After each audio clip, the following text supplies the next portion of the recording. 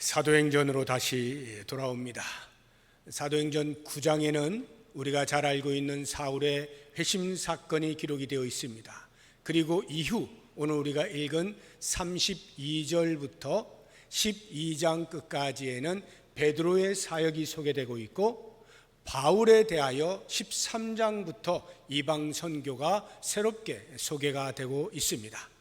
사울이 회심을 한 때로부터 바울로 이름을 개명하고 이방 선교에 본격적으로 출정을 하기까지의 간격이 있다는 것을 우리가 볼 수가 있는데, 왜 직접적으로 누가는 사울의 회심 이후에 이방 선교로 나아가는 것을 연결하여 기록하지 아니하고 중간에 베드로의 사역을 집어넣었을까에 대한 궁금증이 있습니다.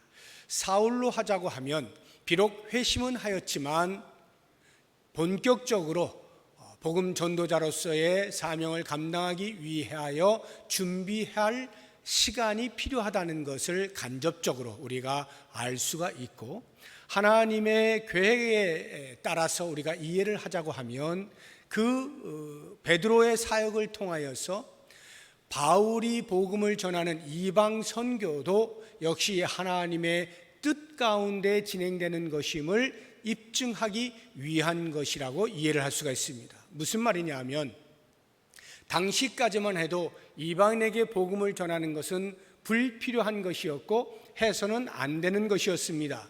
그래서 사도들이 예루살렘에서 복음을 전하는 것으로 기뻐하고 만족하며 살고 있었습니다. 그러나 그것은 하나님의 뜻이 아니었고 땅끝까지 이르러 복음을 증거하는 것이었기 때문에 그 일에 사울을 들어 사용하시는데, 이 사울이 대낮에 다메섹으로 가다가 빛을 만나게 되면서 갑자기 회심을 하게 되어지고, 그래서 나는 이제부터 예수 그리스도의 복음을 증거하는 사도다 하고 여기저기 다니면서 복음을 전한다고 해도 그것에 대하여 사도들을 비롯한 많은 사람들이 인정을 하지 않을 수가 있기 때문에 이 부분에 대해서 먼저 이방 선교는 하나님의 뜻에 의한 것이다 라고 하는 정당성을 부여하기 위해서 사도들 가운데서도 그 수장격인 베드로의 사마리아 땅에서의 사역을 기록함으로써 모든 사람들이 인정할 수밖에 없도록 만드는 목적으로 베드로의 사역이 중간에 삽입이 되어 있다는 것을 이해를 하시면 좋겠습니다. 베드로가 어떻게 사역을 해왔는지에 대한 행적을 우리가 처음부터 살펴보게 되면, 먼저 베드로는 예루살렘에 머물고 있었습니다. 8장에 보면 스데반 집사가 순교를 당하고 그 이후에 예루살렘에 큰 박해가 일어나죠. 그래서 많은 사람들이 예루살렘을 떠나서 복음을 갖기 위하여, 자유를 누리기 위하여 여기저기 흩어져 떠나게 됩니다. 그럼에도 불구하고 사도들은 예루살렘에 그대로 머물러 있는 것을 볼 수가 있는데요, 8장 1절 말씀 같이 봅니다. 사울은 그가 죽임당함을 마땅히 여기더라. 그날에 예루살렘에 있는 교회에 큰 박해가 있어 사도 외에는 다 유대와 사마리아 모든 땅으로 흩어지니라. 사도를 제외한 모든 사람들이 흩어지게 될 때에도 사도들은 여전히 예루살렘에 머물고 있었습니다. 그런데 흩어진 사람 가운데 7집사 중에 하나인 빌립이 사마리아 땅에 가서 복음을 전할 때 사마리아에 있는 사람들이 복음을 받아들이게 됩니다. 우리가 잘 아는 마술사 시몬도 그 곳에 있었던 사람이죠. 그런 소식이 예루살렘에 있는 사도들의 귀에 들려옵니다. 그래서 확인이 필요하였습니다. 사도들이 두 사람을 천거하여 파송합니다. 그 두 사람이 베드로와 요한입니다. 우리 8장 14절 보겠습니다. 예루살렘에 있는 사도들이 사마리아도 하나님의 말씀을 받았다 함을 듣고 베드로와 요한을 보내매, 베드로와 요한이 파송을 받아서 사마리아 땅에 가게 되는 것입니다. 우리 지도를 잠깐 보도록 하겠습니다. 여기를 보시게 되면 제일 밑에 쪽에 예루살렘이라는 글씨 보이십니까? 지도 자체가 워낙이 조그만 글씨로 되어 있어서 큰 글씨로 이렇게 다시 편집을 했는데 보여야 될 텐데요, 보일 것 같습니다. 예루살렘을 보시게 될 거고, 그 위로 북쪽으로 올라가게 되면 사마리아가 있죠. 이스라엘 나라, 팔레스타인 저 땅이 우리나라 남한의 한 5분의 1 정도 되는 조그만 나라입니다. 그런데 모양은 좀 비스무리하게 생겼어요. 지금 남부 쪽이 예루살렘입니다. 그리고 중부가 사마리아예요. 지금 지도상으로는 북부가 안 보입니다. 북부는 이제 갈릴리, 그쪽이 북부인데 지금 중부까지만 이렇게 어느 정도 보이게 되는데요. 예루살렘에 머물러 있던 베드로가 사마리아 땅으로 가서 확인을 하고 성령이 임하시기를 기도하는 그런 모습을 우리가 이미 앞서서 보았습니다. 그것이 지금 이 베드로의 그 행적이에요. 그리고 오늘 말씀을 보시게 되면 32절에 이렇게 나오죠. 그때에 베드로가 사방으로 두루 다니다가, 사마리아 땅에 간 이후로는 그가 사방으로 두루 다닙니다. 이 사방으로 두루 다닌 기간이요, 사마리아 땅에서 예루살렘으로 돌아온 이후에 대략 10수년이 흐릅니다. 그 사이에 베드로가 여기저기 다녔다고 기록을 하고 있는 것입니다. 그러면 왜 베드로가 이렇게 순회를 하였는가? 두 가지 목적이 있습니다. 하나는 당연히 복음 전도를 위하여서입니다.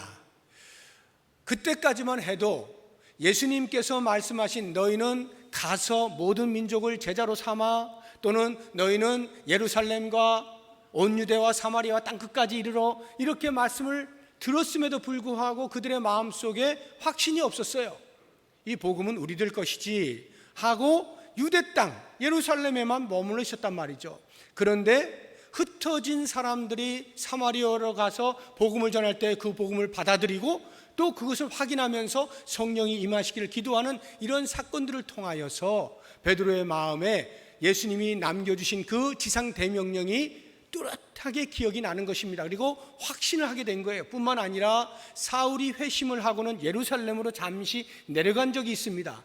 약 15일을 머무는 동안에 사도들을 만나거든요. 그때 대화하는 중에 사울을 통하여 이방에도 복음을 전하기를 원하시는 하나님의 마음을 분명히 깨닫게 되었을 겁니다. 이러저러한 것으로 인하여서 복음을 전해야 되겠다. 예루살렘뿐만이 아니라 사마리아 땅에도 어디든지 내 발길 닿는 곳에 복음을 전해야 되겠다 하는 마음이 생겨서 이렇게 사방을 돌아다니면서 복음을 전하는 거죠. 이것을 보게 되어지면 이 복음의 특성은 어느 한 곳에 머물러 있지 않다는 것을 알 수 있어요. 바꾸고 이야기하면 복음을 어느 한 곳에 머물러 두게 가두어 두면 안 된다는 의미이기도 합니다. 복음의 특성이 자유 아니에요? 복음을 받아들이면 자유함을 얻잖아요. 자유자가 되죠. 그런 것처럼 이 자유의 특성답게 복음을 한 곳에 가두어 두면 안 되고 어디든지 흘러갈 수 있도록 해야 한다는 것을 알 수가 있고요. 두 번째로 베드로가 순회를 하는 목적은 그렇게 복음을 받아들인 사람들이 있는 곳, 성도가 있는 곳에 찾아가서 그들과 교제하면서 그들의 믿음의 깊이를 더하기 위하여 격려하고 도전하고 하는 이러한 일들을 위해서 또한 사방으로 돌아다녔다는 것을 알 수가 있습니다. 이 베드로가 이렇게 돌아다니는 것을 보게 되어지면 성도는 비록 믿음을 가졌다 할지라도 그 믿음의 수준이 그리스도에게까지 자라는 동안에 계속해서 끊임없는 격려와 위로와 훈계와 도전이 필요하다는 사실을 우리가 알게 됩니다.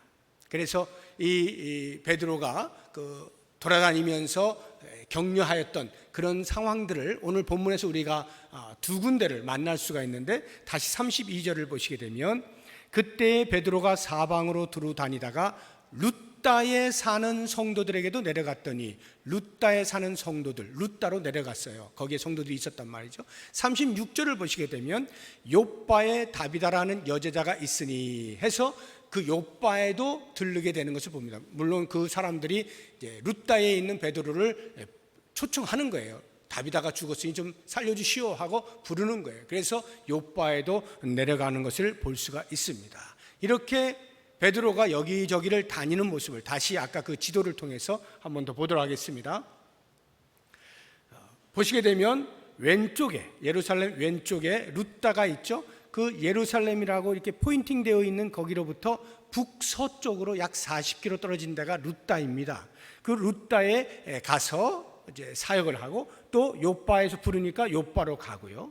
그 이후에 또 가이사랴도 가고, 이렇게 이제 가이사랴를 가는 것은 10장 11장에 나오는 고넬료 사건을 통해서 우리가 이제 만나게 되어지는데, 이렇게 넓은 지역을 주로 이제 예루살렘 중심으로 서쪽 지역이 되겠는데요. 이쪽을 베드로가 계속 돌아다니면서 순회하면서 복음도 전하고 또 성도들을 격려하고 세워주는 이런 일들을 했던 것을 이제 알 수가 있습니다.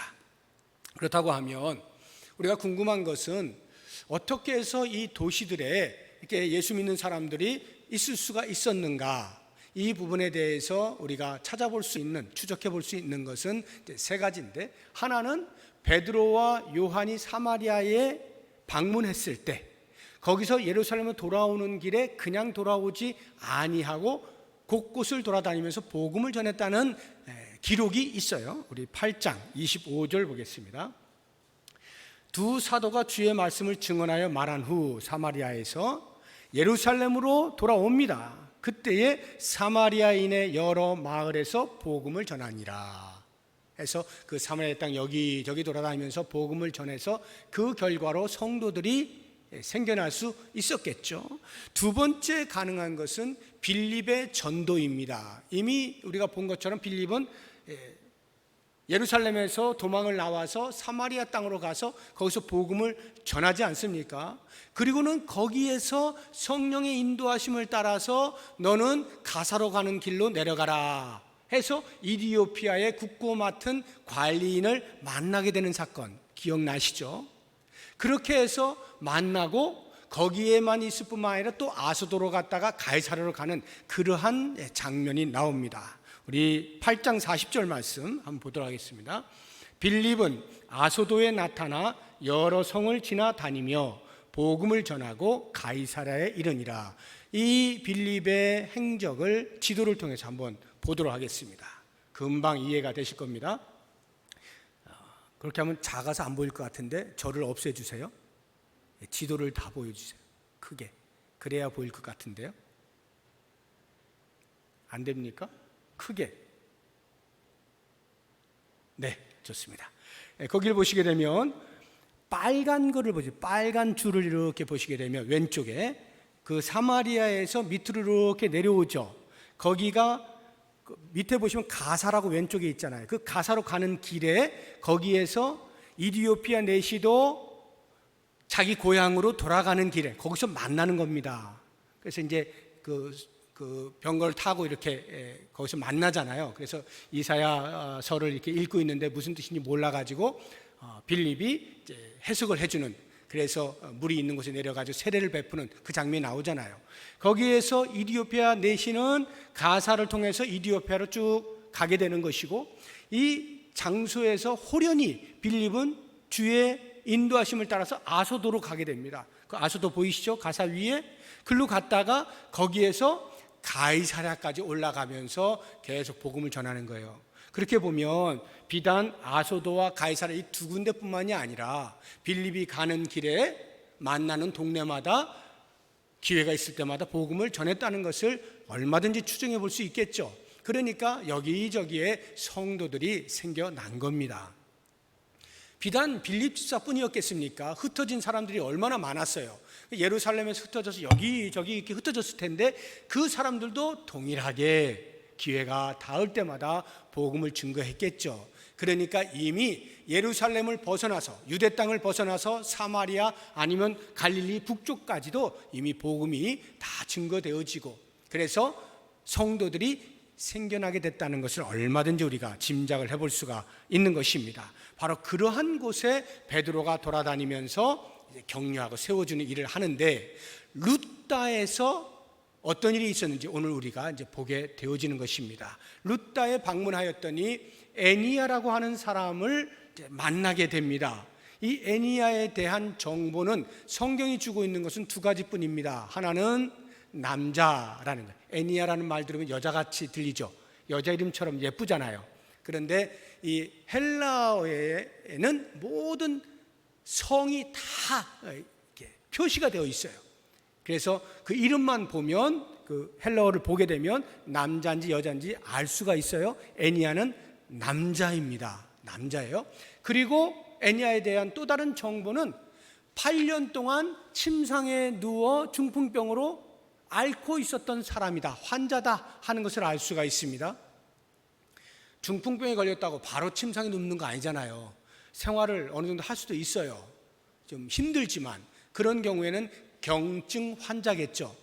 그러니까 이 사람이 어느 정도로 경증 환자의 시간을 보냈는지는 알 수 없으나 침상에 누운 때로부터, 그러니까 중증 환자가 되었다 이 말인데, 그때로부터 8년이나 이미 지났어요.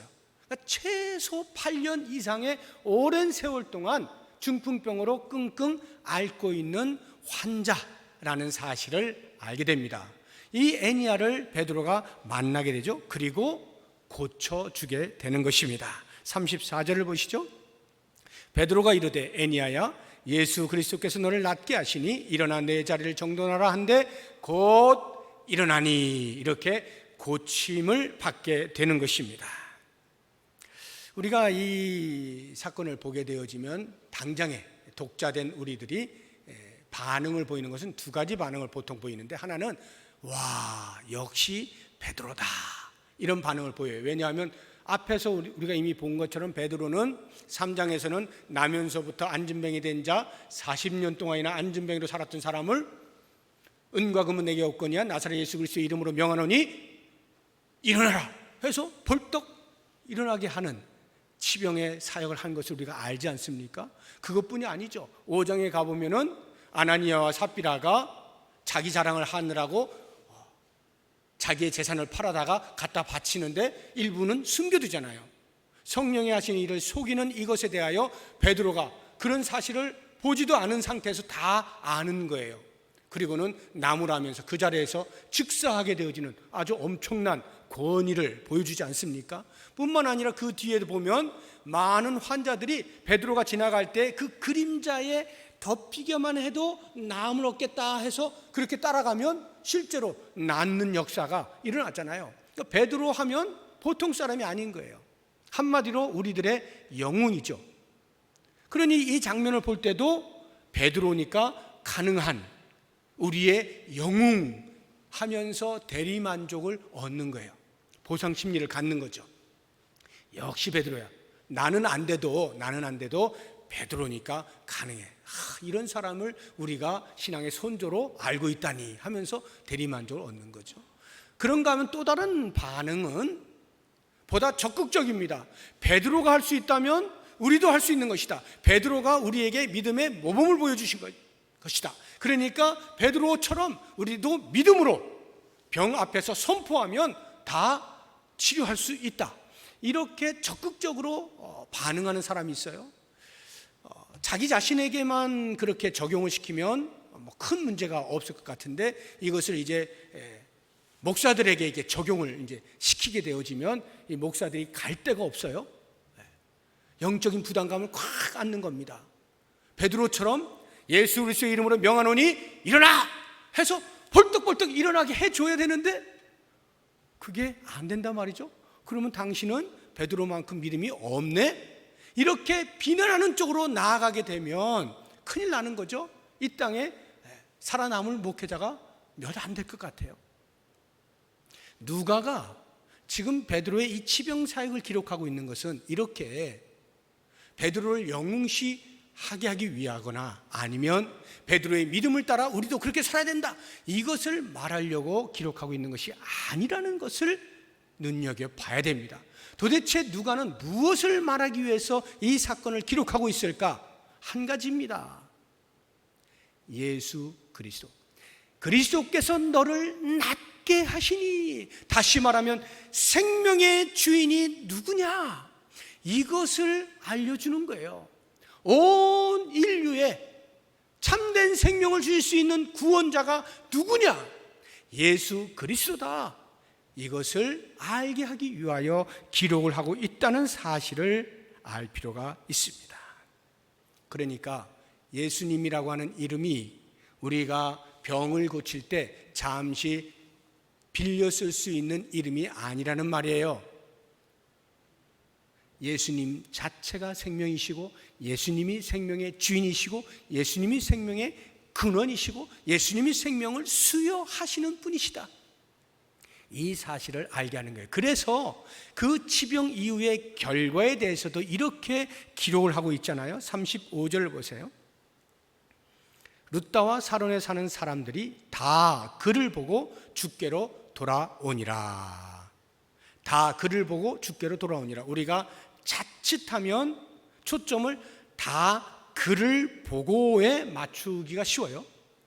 역시 사람이 중풍에 걸렸다가 다시 살아나니까 이런 많은 사람들이 구원을 받게 되는구나 하고 그 병 나은 사람 또는 기적, 거기에 우리가 초점을 맞추기 쉬운데 그거 아니고요. 그 뒤 주께로 돌아오니라. 생명을 수여하시는 주님, 그 주님이 낫게 하시니까 생명의 주인 누구인지를 알고 사람들이 주께로 나온다 이 말이에요. 주님, 생명의 주인, 여기에 초점이 있는 거예요.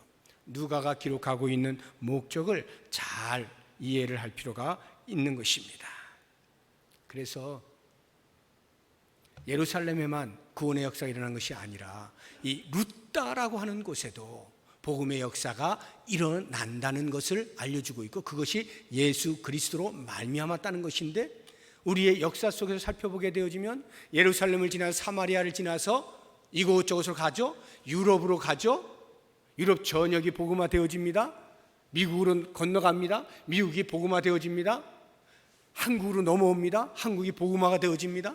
이렇게 계속해서 복음이 흘러가면서 오늘 이 시대까지 미 전도 종족을 향하여서 끊임없이 복음이 흘러가고 있다는 이 사실은 예수 그리스도만이 온 인류의 영원한 구세주가 되신다 하는 이 사실을 우리가 꼭 기억을 해야 하는 것입니다.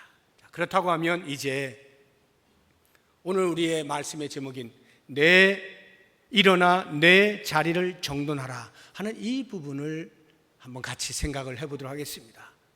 베드로가 외치죠.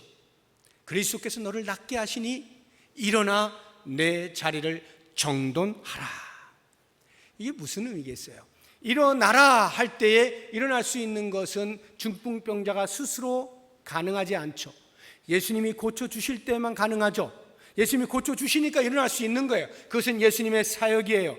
우리의 영혼의 구원은 오직 예수 그리스도만이 하실 수가 있어요. 우리가 그 어떤 일로도 우리 스스로 구원받을 길이 없어요. 예수님이 하셔요. 그런데 그 다음을 보세요. 일어났어요. 그리고는 내 자리를 정돈하라. 정돈하는 건 누가 해요? 예수님이 해주십니까? 가만히 서 있으면 예수님이 다 알아서 해주시나요? 아닙니다. 중풍병자가 자기가 일어났으니까 이제는 자기가 자기 자리 정돈하는 거예요. 우리가 예수 그리스도로 말미암아 구원 받았어요. 그럼 구원받은 다음의 삶에 대하여는 어떻게 할 것이냐? 우리에게 책임이 있다라고 말하고 있는 것입니다. 왜 우리를 구원시켜 주셨느냐? 구원받은 사람답게 살게 하시기 위함이라는 것을 알 필요가 있습니다. 그러면 생각해 보십시오. 이 애니야가 누워있던 그 자리, 중풍병으로 시름시름 앓고 있던 그 침상을 한번 생각해 보십시오. 어떤 자리입니까? 애니야가 누워서 아무것도 할 수 없는 자리, 다른 사람이 도와주면 그 도움을 받을 수밖에 없고 자기는 그들을 위하여 무엇인 할 수 없는, 도움을 받기만 하는 지극히 연약한 자리, 그게 그 침상의 자리였어요. 그뿐만이 아니죠. 그 침상이 최소 8년 이상 되었으니까 어떻게 했어요? 지저분했겠죠. 아무리 청결하게 한다 할지라도 지저분했겠죠. 냄새가 나겠죠. 요양원을 가보면요, 그렇게 청결하게 잘 유지할 수가 없어요. 그런데도 불구하고 들어가는 순간 냄새가 납니다. 제 아버님이 90세인데 요즘 못 움직이셔요. 화장실 가시면 정말 잘 움직이시는 그 정도, 거의 하루 24시간을 자리에 누워 계시는데, 그러다 보니까 가끔씩은 이제 그냥 자리에서 자기도 모르게 실례를 하기도 하고 이런 일이 있어요. 제 큰형님이 지금 모시고 있는데 가끔 제가 방문해서 들여다보게 되어지면 아버님 계신 그 방에 들어가자마자 냄새가 코를 찌릅니다. 아무리 어떻게 해보려고 해도 큰형수가 아무리 매일 이불을 빨고 아무리 뭘 해도 그 냄새를 제거할 수가 없어요. 그러니까 침상에 오래 있으면 청결 상태를 최고로 한다 할지라도 그 자체로 환자와 환경 속에서 지저분해질 수밖에 없다는 것, 우리 모두는 잘 알고 있을 거예요. 이 애니야가 지금 그러한 자리에 있었던 것입니다. 뿐만 아니라 한 해 두 해도 아니고 8년을 지나면서 그의 마음속에 어떤 생각이 들었겠어요? 처음에는 그래도 희망이 있었겠죠. 낫겠지. 이런 약수고 저런 약수고 하다 보면 낫겠지. 이 사람이 기도해주고 저 사람이 기도해주면 낫겠지. 1년 2년 지나다가 점점 시간이 흐르면 점점 그 희망의 불씨가 꺼지게 되겠죠. 그래서 깊은 절망의 나락으로 빠지게 되는 거 아니겠습니까? 이미 8년이라고 하는 세월이라면 거의 그 절망의 끝자락에 있다고 해도 과언이 아닌 바로 그와 같은 자리였던 것이죠. 살아있지만 죽은 자로, 죽은 자처럼 사는 자, 이것이 예수님을 알기 전, 예수님을 만나기 전 바로 자연인으로서의 우리의 모습이었음을 알게 되는 것입니다. 인간이 위대한 것 같지만 사실은 한없이 연약한 존재잖아요. 그러니까 코로나 바이러스 등장했는데 바로 백신 못 만들어내죠. 원인이 어딘지 밝혀내지도 못하고 끙끙거리고 있는 거예요. 그 정도로 연약한 존재입니다. 뿐만 아니라 아무리 우리가 도덕적으로 양심적으로 잘 살아보겠다고 깨끗하게 살겠다고 선을 행하면서 산다 할지라도 본성이 죄인으로 태어났기 때문에 그 죄의 얼룩을 지울 길이 없어요.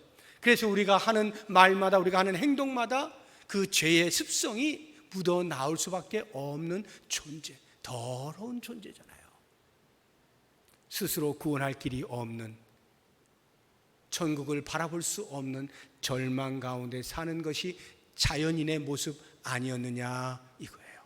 애니야를 통해서 우리는 그것을 보게 되어지는 거예요. 바로 그와 같은, 마치 에스겔이 골짜기에서 마른 뼈가 가득한 것을 본 것처럼 아무것도 할 수 없는 마른 뼈 같은 인생에게 예수님이 찾아오셔서 생명을 부여해 주시는 거죠. 일으켜 세워 주시는 거예요. 우리로 다시 살아갈 수 있는 삶을 허락해 주신 거예요. 그리고는 말씀하는 거죠. 일어나 내 자리를 정돈하라. 내가 너에게 구원의 은혜를 베풀었으니 이제 그 구원 이후의 삶에 대하여 너희들이 스스로 책임을 지고 잘 살도록 해라. 이렇게 요청하고 있는 말씀인 거죠. 다시는 그 연약의 자리, 더러운 자리, 절망의 자리로 돌아가지 않아야 되는 것이죠. 새로운 인생을 부여받은 사람답게, 새로운 피조물답게 살아갈 수 있어야 되는 거예요. 그래서 요한복음 8장에 보게 되어지면 현장에서 가늠하다 잡힌 여인 사건이 기록이 되어 있잖아요. 사람들이 예수님 앞으로 끌고 옵니다. 성경에 보면 이런 사람은 돌로 쳐 죽이라고 하는데 당신은 어떻게 할 것입니까? 공경에 빠뜨리잖아요. 예수님이 깊이 생각하시다가 땅에 무언가를 쓰시고 일어나셔서 그들을 향하여 말씀하시죠. 너희 중에 죄 없는 자가 먼저 돌로 쳐라. 다 흩어지지 않습니까? 단 둘이 남았습니다. 거기에서 예수님이 이 여인에게 이렇게 말씀하십니다. 요한복음 8장 10절 11절 봅니다. 예수께서 일어나사 여자 외에 아무도 없는 것을 보시고 이르시되 여자여 너를 고발하던 그들이 어디 있느냐? 너를 정죄한 자가 없느냐? 대답하되 주여 없나이다. 예수께서 이르시되 나도 너를 정죄하지 아니하노니 가서 다시는 죄를 범하지 말라. 나도 너를 정죄하지 아니하노니 예수님의 무궁하신 한없는 긍휼과 자비의 마음이 이 여인에게 전달이 되었겠죠. 나도 너를 정죄하지 않을게. 세상에 나 같은 죄인을 이렇게 고쳐주시다니요, 이렇게 사람들로부터 보호해 주시다니요, 구원해 주시다니요. 감격했겠죠. 그런데 그 다음 말씀 보십시오. 가서 다시는 이와 같이 범하지 말아라. 다시는 이와 같이 범하지 말아라. 예수님의 준엄한 엄숙한 명령처럼 들리지 않겠습니까? 그리스도의 그 자비로운 마음과 죄를 미워하시는 예수님의 준엄한 마음이 동시에 이 여인에게 찾아오지 않았겠어요? 성도된 자, 구원받은 자에게는 구원의 감격과 은혜와 더불어서 구원받은 자답게 살아야 할 삶의 책임이 무겁게 다가오는 거예요.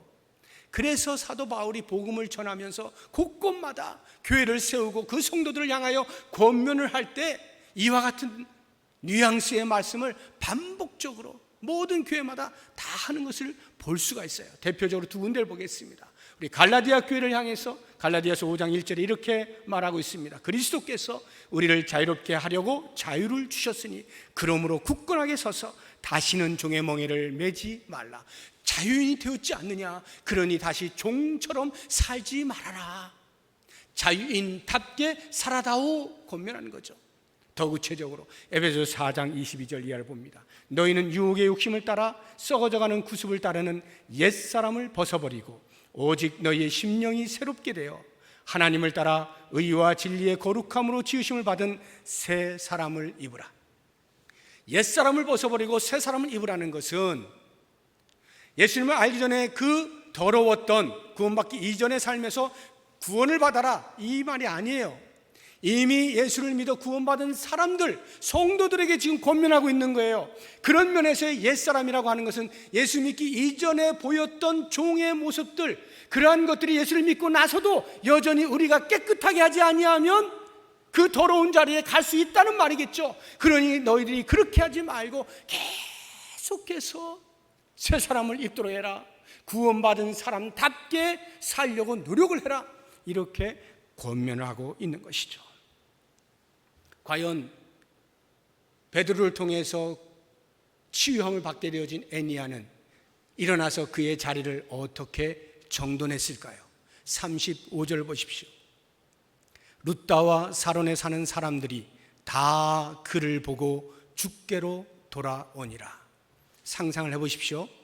룻다와 사론, 그 지역들을 말하는 거예요. 지금 중부 지역에 있는 그 지역에 있는 사람들이 다 그를 보았대요. 그리고 주께로 돌아왔다는 거예요. 다 그를 보았다는 것이 어떻게 보았다는 것일까요? 베드로가 또는 룻다에 사는 어떤 누군가가 프랜카드를 걸어서 몇 날 몇 시에 베드로가 애니야를 고쳐줄 것이니까 다 와서 보십시오 광고를 해서 모든 사람이 다 와서 봤다는 말일까요? 아니죠. 지금 베드로가 신방 다니는 거예요. 신방 다니다 룻다에 들러가지고 거기서 애니야를 그냥 우연히 만난 거예요. 그리고는 고쳐준 겁니다. 그러니까 거기에 불과 있던 사람들 정도인 거죠. 그런데 다 그를 보았다는 거예요. 그러면 그 말이 소문을 들었다는 걸까요? 야, 룻다에 애니야라고 하는 사람이 있는데 베드로가 와가지고 고쳐줬대.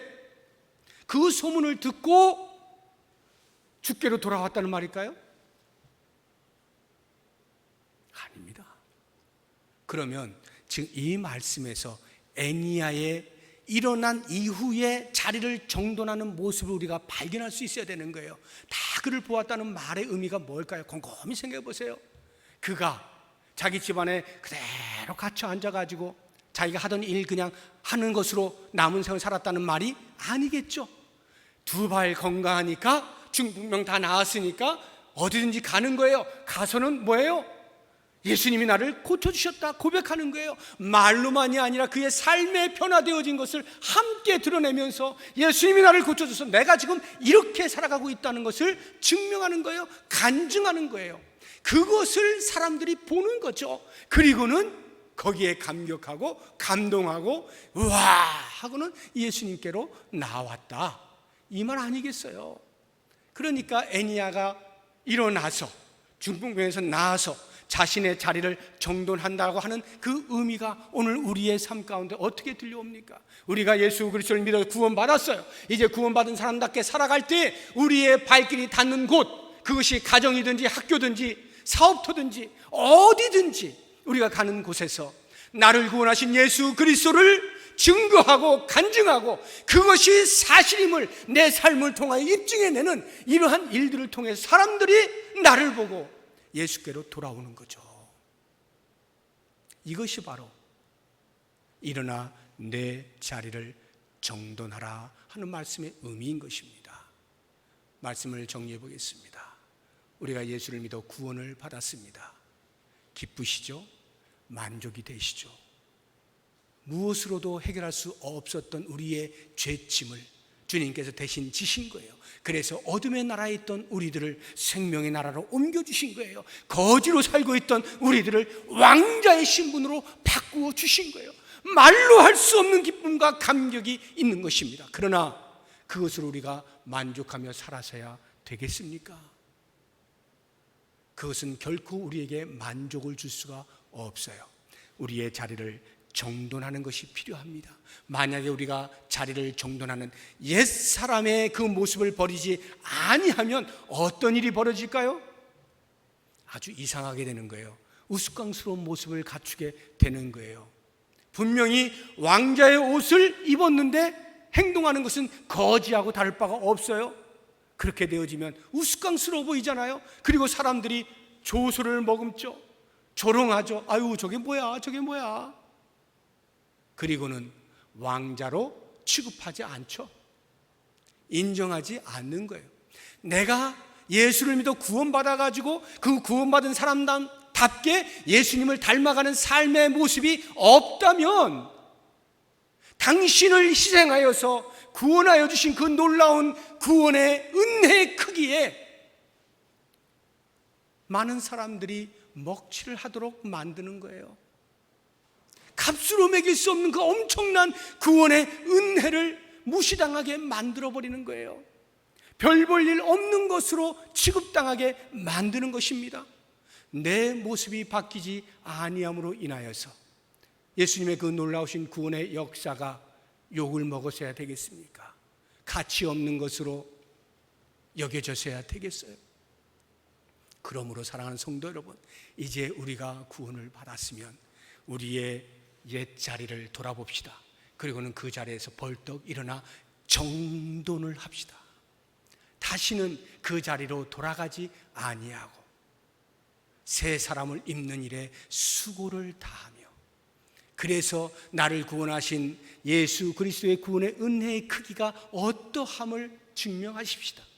나를 통하여서 하나님 나라를 볼 수 있게 만들고, 나를 통하여서 예수 그리스도를 만날 수 있게 만들고, 나를 통하여서 그리스도께로 나올 수 있도록 만드는 복의 통로로 살아갈 수 있는 우리 모든 성도님들 되시기를 주의 이름으로 축복합니다.